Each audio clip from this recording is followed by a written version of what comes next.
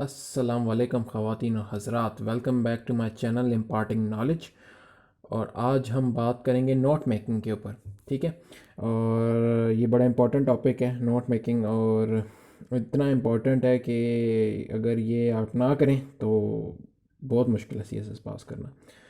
सो anyways, अगर आप कोई नया बंदा इस चैनल को देख रहा है, इस चैनल पर की वीडियोस देख रहा है, तो उसको मैं बताता चलूँ कि हमने सीएसएस गाइडेंस सीरीज़ स्टार्ट की हुई है इस चैनल के ऊपर, और बहुत सारी वीडियोस बन चुकी हुई हैं। तो आपको मैं रिकमेंड करूँगा कि आप पहले वो जाके देखें। वो आप जाके देखेंगे तो आपको सारा क्लियर हो जाएगा सीएसएस के बारे में। और इस वीडियो में भी मैं बहुत सारे रेफरेंसेस दूंगा पिछली वीडियोस के। तो अगर आपने पिछली वीडियोस नहीं देखी तो पिछली वीडियोस पहले जाके देख लें। और साथ ही साथ आप सब्सक्राइब भी कर लें चैनल को। सब्सक्राइब करने से ये होगा कि आपको नोटिफिकेशन आती रहेगी जब भी मैं वीडियो अपलोड करूँगा। और ये बिल्कुल फ्री ऑफ कॉस्ट है सब्सक्राइब करना, तो प्लीज़ सब्सक्राइब करें। ठीक है। और ये देखें, पंखा पंखा चलाए बगैर मैं इधर बैठा हूँ, पसीने मेरे निकल रहे हैं और मैं वीडियो बना रहा हूँ आप लोगों के लिए। और फिर हज़ार हज़ार व्यूज़ आए होते हैं वीडियो पे, सब्सक्राइबर सिर्फ 20 होते हैं। तो I don't know what why that is. ठीक है। तो एनीवे, सब्सक्राइब ज़रूर करें। तो आज का हम टॉपिक स्टार्ट करते हैं। आ, सही है। तो no notes is equal to no revision. ठीक है। नोट्स नहीं बनाएंगे तो रिवीजन नहीं होगी, रिवीजन नहीं होगी तो फिर आपको याद, एग्ज़ाम में बैठे होंगे तो आपको भूल जाएंगी चीज़ें, तो फिर फेल हो जाएंगे। तो बस फिर नोट्स इज़ एब्सोल्युटली नेसेसरी। ठीक है। लेकिन नोट्स किस तरह से बनाने हैं और कितने टाइप्स के नोट्स होते हैं ये हम देखते हैं। ठीक है। बेसिकली थ्री मेजर टाइप्स हैं नोट्स की। ठीक है। एक होते हैं लॉन्ग डिटेल डिटेल नोट्स, और होते हैं शॉर्ट बुलेट पॉइंट वाले नोट्स। ठीक है। और एक तीसरा होता है, उसको कहते हैं माइंड मैप्स। ठीक है। आप लोगों को पहले दो तो पता होंगे, तीसरा एक थोड़ा सा यूनिक सा सीन है, कुछ लोगों को शायद पता हो उसका भी। तो चलें ये देखते हैं होते क्या हैं। सो लॉन्ग डिटेल्ड नोट्स जो हैं, उसमें ये आपने करना है कि देखें, हमने देखा था कि आप how to cover a subject from scratch. ठीक है। वो जो वीडियो थी उसमें मैंने आपको ये बताया था कि आपने जो है जब भी सब्जेक्ट आपने कवर करना है, साथ साथ आपने पास्ट पेपर्स भी का एनालिसिस उससे पहले करना है। ठीक है। फिर सब्जेक्ट का टॉपिक करना है, फिर उसके बाद साथ आपने पास्ट पेपर्स खोलने हैं और देखने हैं कितने सालों पीछे, 20 साल के जो पास्ट पेपर्स हैं उनमें कौन कौन से सवाल उस टॉपिक से रिलेटेड आए हुए हैं। ठीक है। तो जब आप इस तरह से तैयारी कर रहे होते हैं ना, ठीक है, तो आप फिर एक तो सबसे पहले टॉपिक कवर करते हैं। ठीक है। टॉपिक से आपको, जब आप नोट्स उसके बनाएंगे ना, डिटेल्ड नोट्स ऐसे नोट्स होंगे कि अगर आप सिर्फ वो नोट्स पढ़ लें ना, तो आपको वो टॉपिक पूरा का पूरा जो भी आपने पढ़ा था ना उस टाइम, बुक से या जिस चीज़ से भी पढ़ा था ना, वो टॉपिक आपको फुली समझ आ जाए। वो होते हैं डिटेल्ड नोट्स। ठीक है। तो आपने फुल प्रॉपर डेफिनेशन उस डिटेल नोट में प्रॉपर डेफिनेशंस लिखनी है, प्रॉपर क्लॉजेस लिखनी है, प्रॉपर कॉन्सिक्वेंसेस लिखने हैं प्रॉपर डिटेल में। ठीक है। अब बुक में तो फुल बहुत एक्सट्रीम डिटेल में होगा ना। ठीक है। उस उतनी डिटेल में नहीं जाना, इतनी डिटेल हो कि आपको पूरा पूरा टॉपिक समझ आ जाए, पूरा पूरा जितना भी कॉन्सेप्ट था ना बुक में उसका कॉन्सेप्ट आपको समझ आ जाए, इतनी डिटेल हो उस नोट में। ठीक है। और सेकंड चीज़ ये करनी है, पूरी डेफिनेशन होगी, कॉजेज हो गए, कॉन्सिक्वेंसेज हो गए। सेकंड चीज़ ये करनी कि जो पास्ट पेपर एनालिसिस का मैंने बताया था ना पुरानी वीडियो में, वो subject covering a subject from scratch वाली वीडियो में, जो पास्ट पेपर एनालिसिस जब आप करेंगे तो आप देखेंगे, अच्छा इस टॉपिक से रिलेटेड ये इस तरह का सवाल आया हुआ है, इस टॉपिक से रिलेटेड इस तरह का सवाल आया हुआ है, इस टाइप का सवाल आया हुआ है, इस टाइप का सवाल आया है। हर टाइप का सवाल आपको पता चल जाएगा। फिर आप अपने नोट्स में ना उस उसके जो आंसर बनते होंगे ना, वो वो वाले सारे पॉइंट्स इन डिटेल नोट्स में आपने डाल देने हैं। ठीक है। अब जैसे कि मैं एग्जांपल लेता हूँ एक, जैसे टू नेशन थ्योरी हमारा जो टॉपिक था, उसके अगर आप सिर्फ बुक पढ़ते हैं और बुक से नोट्स बनाते हैं, तो आप सिर्फ लिखेंगे कि भाई टू नेशन थ्योरी ये थी, कब आई थी, उसके क्या क्या ये चीज़ें थी। ठीक है। लेकिन पास्ट पेपर में ना डिफरेंट अजीब तरीके से सवाल पूछा होता है। जैसे बांग्लादेश जब हमारे से अलग हो गया था पाकिस्तान से, तो भाई क्या टू नेशन थ्योरी फिर निगेट हो गई, ये सवाल आए हुए हैं। ठीक है। तो बुक में तो एड्रेस नहीं हुआ लेकिन आपने अपने नोट्स में ये इसके सोच के ना इसके पॉइंट्स भी डालने हैं कि अगर ये इस तरह का सवाल आ जाए तो मैं वहाँ पे एग्ज़ाम में क्या लिखूँगा। तो ये सोच के अभी ये डिटेल नोट्स होंगे ना, इनमें ये वाले पॉइंट्स आपने डाल लेने हैं, ठीक है। और अच्छा, ये जो नोट्स हैं ना, क्योंकि ये डिटेल्ड होंगे, बड़े होंगे, तो इनको अगर आप पूरी, जब ये पूरे कंप्लीट हो जाएंगे ना नोट्स, पूरा सब्जेक्ट आपका कंप्लीट हो गया, तो ये इतने बड़े होने चाहिए नोट्स कि आपके 3 से 4 दिन लगें, क्या पता पूरा हफ्ता लग जाए ये नोट्स पढ़ने में, इतने डिटेल्ड होने चाहिए नोट्स, ठीक है। एग्जांपल दे रहा हूँ। अब देखें, आईआर का अगर आप सब्जेक्ट करते हैं पूरा कवर, पेपर 1 पेपर 2 पूरा कवर करते हैं, तो आपको तकरीबन तकरीबन 45 to 50 डेज़ लगेंगे, ठीक है, प्रॉपरली करने में, प्रॉपरली डिटेल में जाके करने में, ठीक है। अगर 40 to 45 डेज़ लग रहे हैं, उसके बाद आप कोई और सब्जेक्ट स्टार्ट कर देते हैं, ठीक है। फिर आप कोई और सब्जेक्ट स्टार्ट कर देते हैं, ठीक है, कोई और, फिर आप बोलते हैं अच्छा, फिर जब एग्ज़ाम करीब आता है तो आप सोचते हैं कि चलो अब मैं आईआर रिवाइज़ कर लूँ। तो अगर आपके पास नोट्स नहीं हुए ना, तो फिर आप दोबारा से वही 40 डेज़ लगेंगे वो रिवाइज़ करने में। लेकिन अगर आपके पास नोट्स हुए तो आप विदिन 5 डेज़ वो रिवाइज़ कर लेंगे, क्योंकि आपने नोट्स बनाए होंगे ना। ये लॉन्ग डिटेल नोट इस तरह के नोट्स होंगे कि आपको पूरा टॉपिक जो भी था सारा समझ आ जाएगा और कम टाइम में समझ आ जाएगा, क्योंकि बुक से इंफॉर्मेशन निकालने में टाइम लगता है। लेकिन जो आपके हैंड रिटन नोट्स होते हैं ना, वो आपके इस तरह से होने चाहिए कि आपको वही इंफॉर्मेशन कम टाइम में मिल जाए, सही। तो ये जो नोट्स होंगे ना, ये 40 to 45 वाला जो पीरियड है ईयर कवर करने का, उसको छोटा करके 3 to 4 डेज़ में कर देंगे, ठीक है। तो बस ये मकसद है कि जब हम एंड पे जब अपना सिलेबस कवर कर लें सारा, और फिर जब हम रिवीजन के लिए बैठें तो हमारे 3 से 4 दिन में वो नोट्स पढ़ें, तो हमारा सारा का सारा सब्जेक्ट रिवाइज हो जाए प्रॉपरली, सही है। तो ये नोट्स का मकसद है, ठीक है। क्योंकि भाई आप जब पेपर करीब आएंगे दोबारा तो नहीं बुक्स खोलेंगे ना, नोट्स खोलेंगे अपने, सही है। तो लॉन्ग डिटेल नोट्स तो ये हो गए, ठीक है। अच्छा, ये बड़े अच्छे होंगे नॉन, लेकिन डिटेल नोट्स का जो नेगेटिव पॉइंट है ना, वो ये है कि ये एक रात में कवर नहीं हो सकते, ठीक है। क्योंकि ये देखें इतने बड़े नोट्स होंगे ये कि इसमें 3-4 दिन लगेंगे, तो आपको और फुल एक ऐसे नोट्स चाहिए जो आप एग्ज़ाम वाली रात को कर सकें, ठीक है। वो नोट्स किस तरह के होंगे? वो जो ये लॉन्ग नोट्स आपने बनाए थे ना अभी, इसकी प्रेसी करनी है। प्रेसी क्या होती है? प्रेसी होती है कि भाई आप जो है ना, एक पैराग्राफ होता है, उसको उसका 1/3 कर लेते हैं, ठीक है।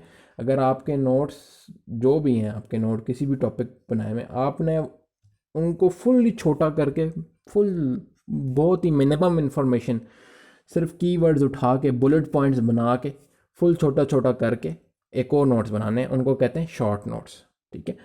शॉर्ट नोट्स आपने कब बनाने, ठीक है। देखें, लॉन्ग नोट्स आपने बनाए थे जब आप सिलेबस कवर कर रहे थे, आप टॉपिक पढ़ रहे थे, फिर आप जैसे ही टॉपिक पढ़ते थे आप पास्ट पेपर एनालिसिस करते थे, फिर आप नोट्स, लॉन्ग नोट्स बना लेते थे, ठीक है। ठीक है, लॉन्ग नोट वगैरह बन गए। अब टाइम आया रिवीजन का। अब आप जब रिवीजन कर रहे होंगे अपने लॉन्ग नोट से, जब लॉन्ग नोट से आप रिवीजन कर रहे होंगे ना, तब आपको रिवीजन हो रही होगी, अच्छा हाँ ये पढ़ा था मैंने, हाँ ये वाला टॉपिक पढ़ा था, हाँ ये वाला टॉपिक पढ़ा था, हाँ ये इस तरह से था, ये इस तरह से था। तब आपने शॉर्ट नोट्स बनाने। शॉर्ट नोट्स इस तरह से होंगे कि वो बिल्कुल ही शॉर्ट डिटेल्स, बुलेट पॉइंट्स में चीज़ें होंगी, ठीक है। अगर आपने 3 पेज, फ़र्ज़ करें आईआर का टॉपिक है रियलिज़म की थ्योरी है, वो आपने 3 पेज पे आपने उसकी लॉन्ग नोट्स बनाए हुए हैं, ठीक है। 3 पेज कवर कर रहे हो उस टॉपिक को। जो आपका शॉर्ट नोट्स होंगे ना, उसको चाहिए कि हाफ, वो पूरा का पूरा टॉपिक आप हाफ पेज पे हो, समझ आई? इतना छोटा करना है उसको, ठीक है, एज छोटा एज पॉसिबल, ठीक है। और बुलेट पॉइंट्स में करना है, और लेकिन इतना भी ना हो, इतना कम भी ना हो कि भाई आपको समझ ही नहीं आए कि क्या लिखा हो, ठीक है। शॉर्ट नोट्स ऐसे होना चाहिए कि भाई यार कम से कम आपको आइडिया हो जाए, कि याद आ जाए कि हाँ ये था टॉपिक और इसके ये चीज़ें थी, ये मेन मेन बातें इसकी ये थी, ठीक है, आपको याद आ जाए। शॉर्ट नोट्स ऐसे होने चाहिए।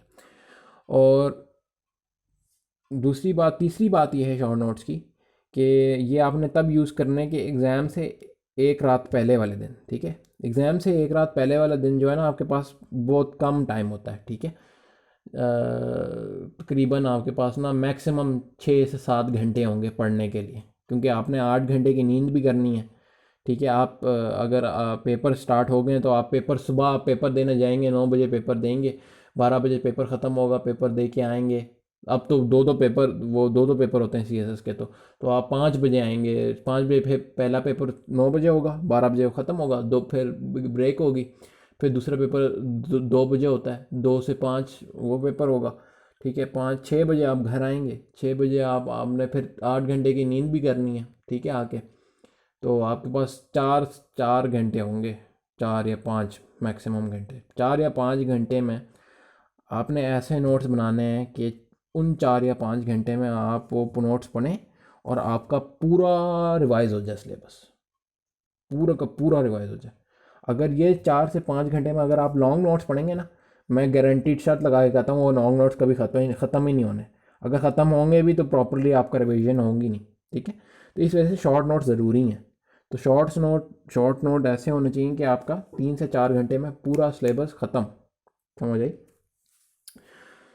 तो बस बुलेट पॉइंट में होंगे, कीवर्ड्स में होंगे। ठीक है, दैट्स इट। और शॉर्ट नोट्स में सच कुछ नहीं है।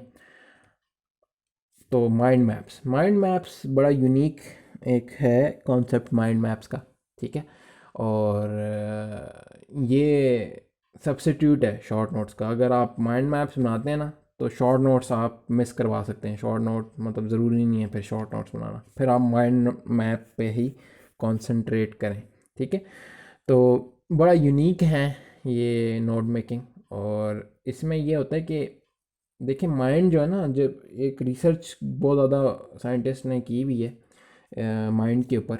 और जो आपका दिमाग है ना वो पिक्चर्स के थ्रू ज़्यादा रिमेंबर करता है चीज़ें। ठीक है, देखिए आपने अगर कोई मूवी देखी हो, मूवी आपको ज़्यादा आसानी से याद रहती है ना कि बुक।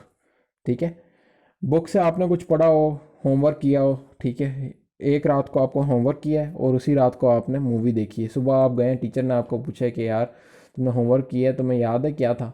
तो शायद आपको होमवर्क ना याद हो, फिर टीचर पूछे कि मूवी याद है, तो मूवी ज़रूर याद होगी। तो इस वजह से माइंड जो आपका दिमाग है ना वो पिक्चर्स को बड़ा याद रखता है। तो ये जो माइंड मैप्स है ना, ये हम इस तरह के नोट्स बनाते हैं जो पिक्चर बेस्ड होते हैं। ठीक है, तो इसमें हम ये सिंगल वर्ड का यूज़ करते हैं कि एक सिंगल वर्ड से हमें पूरा का पूरा कॉन्सेप्ट याद आ जाए। ठीक है, अब इसकी मैं आपको एग्जांपल दिखाता हूँ, उससे आपको प्रॉपरली समझ आएगा। ठीक है, माइंड मैप्स को आपने उसी तरह यूज़ करना है जिस तरह शॉर्ट नोट्स को यूज़ करेंगे एग्ज़ाम से एक रात पहले। ठीक है, और एग्ज़ाम के जो ब्रेक होती है एग्ज़ाम की बीच में, 9 से 12 पहला पेपर होता है, फिर 2 घंटे की ब्रेक होती है, 2 घंटे के बाद फिर दूसरा पेपर होता है CSS का। ठीक है, तो 2 घंटे की जो ब्रेक होती है ना, उसमें आप ये बड़े अच्छे नोट्स हैं जिसमें आप पूरा का पूरा सिलेबस आपका रिवाइज हो सकता है अगर आप इनको आप प्रॉपरली बनाएं। तो इसकी मैं आपको एग्जांपल दिखाता हूँ। अच्छा, ये हमारा कॉन्सेप्ट है ग्लोबल वार्मिंग का।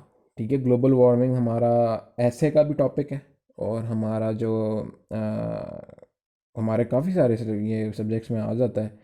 करंट अफेयर में भी आ जाता है ग्लोबल वार्मिंग, उसमें भी आ जाता, ऐसे में भी आता है, फिर उसके बाद आपका जनरल साइंस में भी आ जाता है। तो ये बहुत इंटर रिलेटेड टॉपिक है।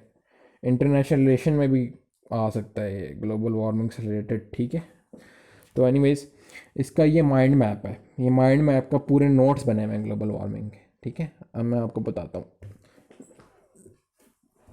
देखें बीच में हमने ना जो हमारा टॉपिक होता है, बीच में हम वो एक उसको लिख देते हैं। ठीक है, उसका सर्कल बना देते हैं। ठीक है, और उनमें से ब्रांचेज निकल रही होती हैं। ठीक है, मेन टॉपिक्स की।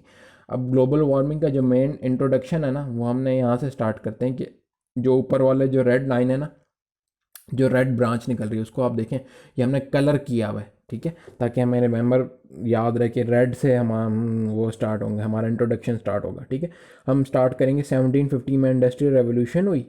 ठीक है, और इंडस्ट्रियल रेवोल्यूशन बिफोर वाली ब्रांच थी, बिफोर वाली ब्रांच एक निकलेगी और फिर आफ्टर वाली ब्रांच निकलेगी। बिफोर वाली ब्रांच में ये था कि कार्बन डाइऑक्साइड का बैलेंस था एनवायरनमेंट में। ठीक है, ठीक है, हमें याद आ रहा है। अभी देखिए हमने तराजू बना हुआ है, तराजू से हमें याद आता है कि बैलेंस था। अच्छा, फिर हमें 14 डिग्री सेंटीग्रेड हमने लिखा हुआ है, और दुनिया अर्थ बनाई हुई है कि अर्थ पे एवरेज टेम्परेचर 14 डिग्री सेंटीग्रेड होता है। ठीक है, इससे ना लाइफ, फिर हमने 2 और ब्रांचेस बनाई कि द 10,000 ईयर्स में इसी तरह था, ठीक है, और सस्टेन्ड हुई लाइफ इसी तरह रही, एनिमल जानवर इसी तरह, और दरख्त भी बिल्कुल सस्टेन रही लाइफ, ठीक है, बैलेंस रहा। फिर इंडस्ट्रियल रेवोल्यूशन की आफ्टर ब्रांच है कि इंडस्ट्रियल रेवोल्यूशन के बाद क्या हुआ, ठीक है, उसमें ये हुआ कि तराजू देखें अनबैलेंस हो गया, ठीक है।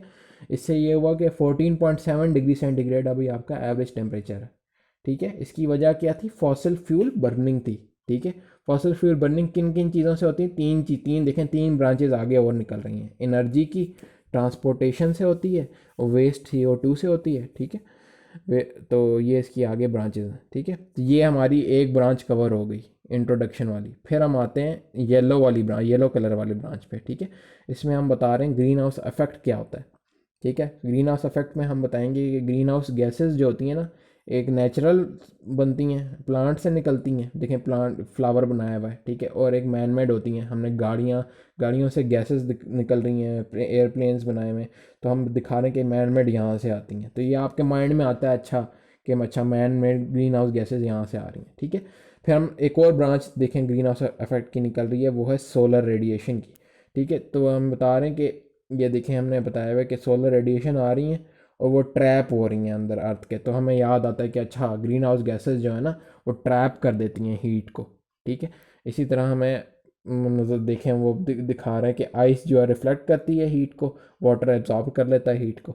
तो ये देखें, आपको याद आ जाएगा इस तरह से ना कि पूरा कॉन्सेप्ट के जो ग्रीन हाउस इफेक्ट का जो कॉन्सेप्ट होता है ना, वो पूरा याद आ जाएगा, ठीक है। अब ये lecture green house global warming का नहीं है, तो मैं ज़्यादा डिटेल में नहीं जा रहा, मैं बस ऊपर ऊपर से आपको बता रहा हूँ, ठीक है। एनीवेज, फिर एक और ब्रांच है CO2 की। CO2 की हमने स्टैट्स इधर लिखे हुए देखें, 1750 में 280 पार्ट्स पर मिलियन थी CO2, और अब जो है 380 पार्ट्स पर मिलियन है। और जो ये हाईएस्ट है 650,000 ईयर्स में, हाईएस्ट ये इसकी वैल्यू है CO2 की, ठीक है।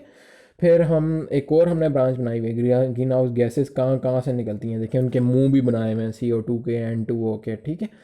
और हम बता रहे हैं कि भाई last last four decades to centuries पूरे मतलब इन्वायरमेंट में रहती हैं ये। फिर मीथेन निकलती है एनिमल्स में से। फिर मैन मेड CFCs भी होती हैं, लाइफ टाइम इनका होता है 45 to 1700 ईयर्स, ठीक है। CFCs एरोसोल में से, जो हम डिओड्रेंट वगैरह इस्तेमाल करते हैं एरोसोल, तो उनमें से निकलती है। तो समझ आ रही होगी आपको। देखें हमने ब्रांचेस बनाई, उससे पिक्चर्स बनाई, पिक्चर से हमने तो एक एक वर्ड लिखे हैं, देखें कोई एक्सप्लेनेशन नहीं लिखी, हमने एक एक वर्ड लिखा है। ऐसा वर्ड लिखा है कि हमें पिक्चर के थ्रू और उस वर्ड के थ्रू पूरा का पूरा कॉन्सेप्ट हमें याद आ जाए, ठीक है। इसको कहते हैं माइंड मैप, ठीक है। अगर ये भी बड़ा अच्छा तरीका है नोट मेकिंग का। तो आपकी मर्ज़ी है, आप माइंड मैप इस्तेमाल करते हैं या शॉर्ट नोट इस्तेमाल करते हैं, ठीक है, ये आपके ऊपर है।